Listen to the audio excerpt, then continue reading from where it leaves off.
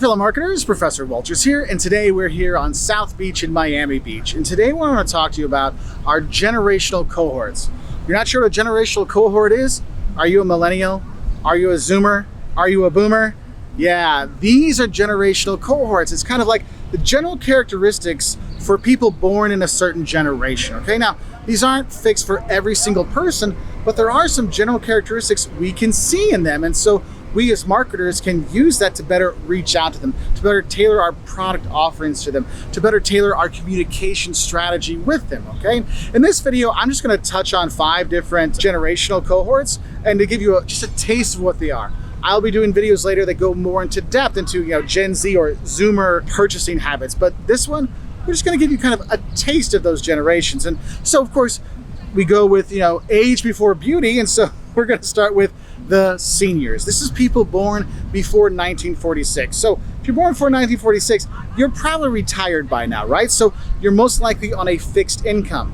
What does that mean? What are we going to be focusing our money on, right? So limited spending power. But what you'll see in seniors is you will see they will be very brand loyal to the things they can still afford. I think of my grandma. She would be considered a senior kind of one. I knew every time I went to her house, there would always be Coca-Cola and Wonder Bread, and then everything else was generic. Because for her, I gotta have my Coke and I gotta have my Wonder Bread, and I can live with the cheap versions of everything else. That brand loyalty was there. Also, seniors tend to buy American more often. So if you have that Buy America label, that's gonna influence them better than if you don't. Now, if you look at their shopping habits, you'll notice that they are not as quick to adapt new technology. I mean, how many of you had to explain to grandma or great grandma how to take a picture with their phone or what the internet is? I mean, these things do happen and you do need to explain that. So the slower adoption of technology will influence how I'm going to advertise to them. Maybe I will advertise to them in the newspaper versus a Facebook post. And if we're looking at their actual purchasing, you'll notice that they will deliberate more on the purchase, comparing prices, seeing what's the best deal. They're going to be doing that. That's why when you go to the 4:30 o'clock buffet, it's full. Why? Because it's senior hour and they have, hey, it's a deal to come at this time. They will take advantage of that because they see, look, why would I spend more money when I can get the same stuff for less? They will do that, okay? So you have that in terms of the senior stuff. Now, of course, this sounds very stereotypical, but I'm trying to give you an overall idea of what we're trying to get from these different cohorts to understand them. Now, our next group are baby boomers. This is basically from 1946, right after the World War II, when Daddy came back from the war and babies started happening, right? So usually they go from 1946 to 1964, and the dates I'm giving you, they can go 3 or 4 years either way if you like, okay? Because I know some people are like, but I was born in the late 70s, I'm not a millennial. Well, it depends who you're talking to. Anyway, with the baby boomers, this was the biggest group of people born in human history. And a lot of them are hitting that retirement age. So you're seeing that they're starting to spend a lot of more money on leisure because, look, my kids are grown up. I've got grandkids now, so I'm going to focus on myself. I'm going to get that second house. I'm going to get that sports car. I'm going to get these things because why not? I'm retired now. I'm relaxing, but I still am close enough to my peak money-making years that I still have a lot of money. I'm not as much on a fixed income. The thing is, what you'll see with boomers is they are very individualistic. This is why I always laugh when boomers and zoomers get mad at each other, or boomers and millennials get mad at each other. Yeah, they're both more individualistic, focused demographics, right? So we know if we're going to make an advertisement for boomers, baby boomers, we need to show them as the center of attention. And the thing is with the boomers, I mean, like we all want to be young again, right? But boomers, you'll see that, hey, we want to be young again. So whether it's Botox, contact lenses, all these exercise programs, they're like, hey, whatever I can do to feel young again, I'm going to do it. Hello, Viagra? I mean, these are things that kind of came because the baby boomers are like, hey, we're seeking leisure. We want to be young. We want to be vivacious and vital to society, but also vital in other places. But I think probably the most important thing we're seeing is the change in baby boomers as they retire and get older.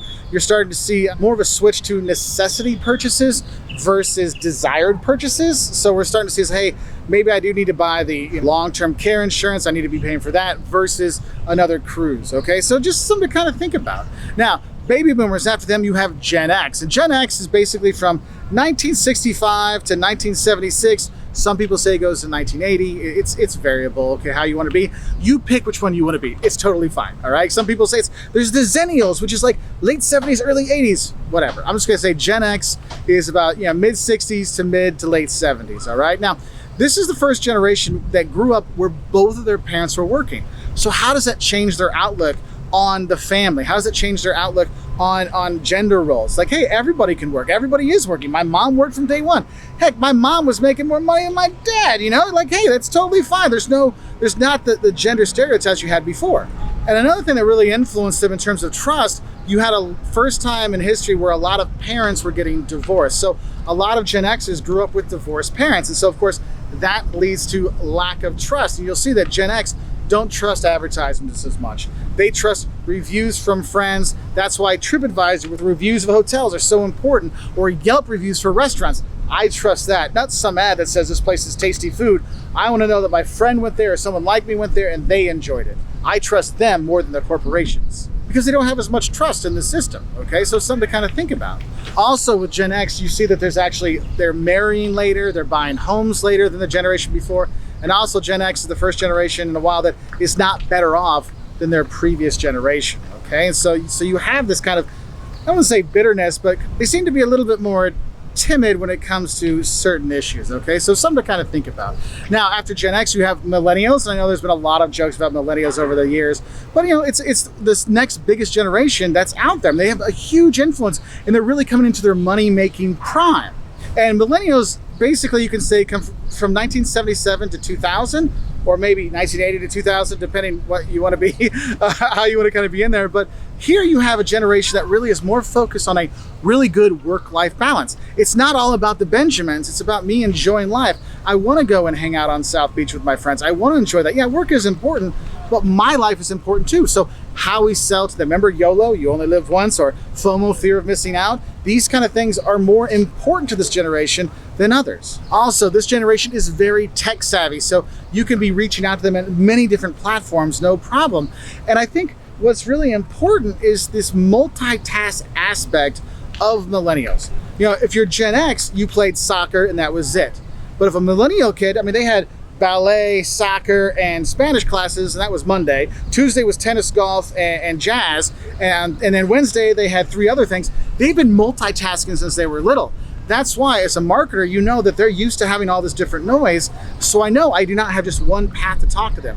I've got to, have an ad on Instagram, an ad on TikTok. I got to have a product placement in some, popular TV show that they watch online. We start to see these things and to adjust our outreach to them. And another thing you'll see with Millennials is there's less physical interaction. They would rather text than talk, okay? And so if we're a business, then we need to have those options. Hey, we have our you can chat with somebody online. You can chat with your messages online. We can do that. You can I can buy plane tickets by text.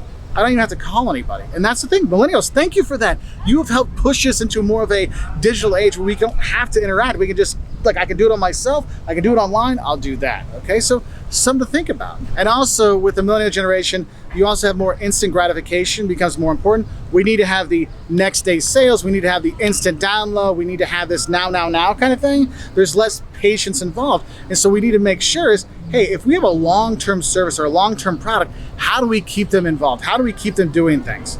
And so you have to think about that. Hey, how do we show, look, you're doing a new weight loss program. Look, it's not going to be test every month. You're going to be test every week, see the little things, measure every little part of the body so you see some results because you need the instant gratification.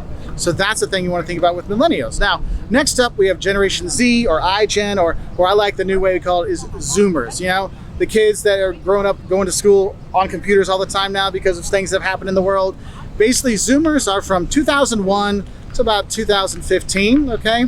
And here, these kids, they grew up with the internet already there. It didn't come when they were in college, like Gen X. They didn't have it, start to get smartphones when they were like toddlers and teens, like Millennials.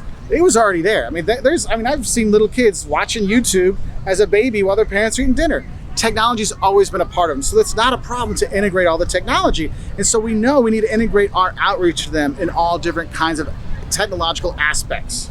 Now, similar to Millennials, it's a very tech-savvy generation. It's also very much into multitasking, so you can be reading a book, watching your class online, and playing Call of Duty all at the same time, because they've been doing that since they were little.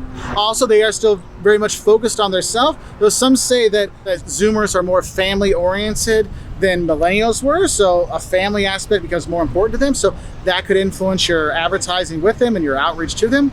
But I just want to kind of give you guys an overall idea of some of the different generational cohorts that are out there, and believe me, there's so much to think about in terms of purchasing habits for each of these generations that companies need to know, because you're going to have customers that fit into these different characteristics and fit into these different generations, and we got to make sure we can appeal to them the best we can. So watch those videos for individual ones, but I just want to give you like an overview so you have an idea when people talk about boomers, or talk about zoomers or whatever, you have an idea when they are. That's why when someone calls Gen X a boomer, they're like, okay, boomer, like the Gen X is like, dude, bro, that's my dad, all right? So heads up. Anyway, I wish y'all the best. I'll say bye from here on South Beach, and I hope you learned a little bit about marketing. Remember, hit that subscribe button. We put out marketing videos every week. Bye.